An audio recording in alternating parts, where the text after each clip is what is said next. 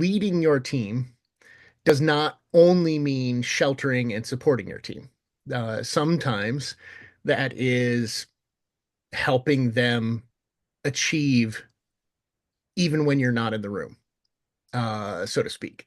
And I deeply remember one of my engineers pulling me aside at one point and say, like, I see that you're trying. I see that you care. I see that you're working with this other team that we're struggling with, but you're the messenger that's getting shot. Like, we see that you care and you're trying.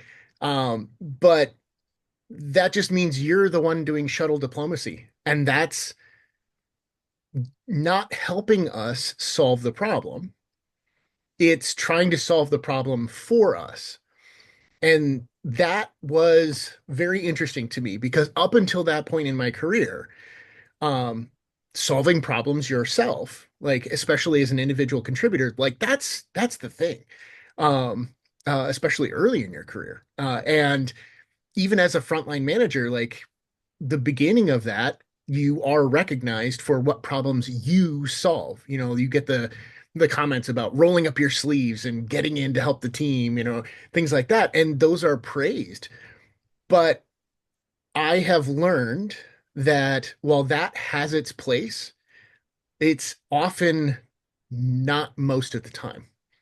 And as I've embraced that more, my teams have developed faster, grown stronger as a result. And I have gotten more enjoyment out of seeing them succeed, uh, while also getting shot less, metaphorically speaking. Do you also find that you have more time to focus on specific things, or are you happier?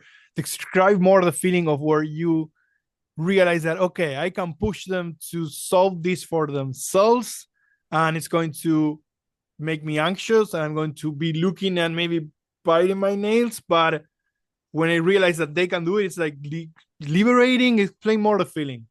Yeah, yeah. So building on what you were saying, like that idea of watching the little bird fly, so to speak, right? Like it's a leap of faith and I hope this works. But I think that's part of what a leader should be doing is creating that safe space to fail, uh, and giving the team, or the individual every opportunity to not fail, Right. right? Like, Right. it should be safe if it doesn't work out, but the goal for you and them is for it to be awesome. So how do you set that up and then get out of the way? Uh, I I have grown to understand that, um, I like seeing things built more than I like being the person that built them.